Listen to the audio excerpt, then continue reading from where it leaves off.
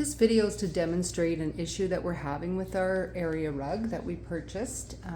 I will include the invoice and the invoice date as to the purchase of our rug.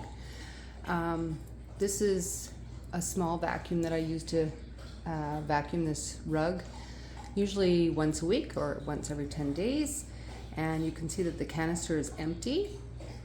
And now I'll just go ahead and vacuum a space, and then I'll show you what ends up in the canister.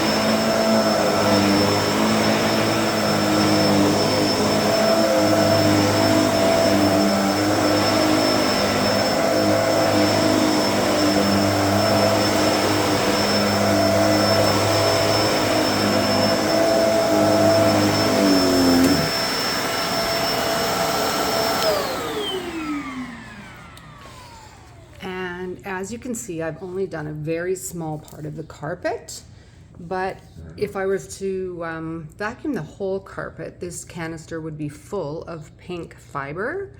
And as you can see, our area rug is very, very thin. There is hardly any pile left on this area rug. We have another small runner down at the front door that does not have this problem at all. There is no fiber in the canister when I vacuum it at all.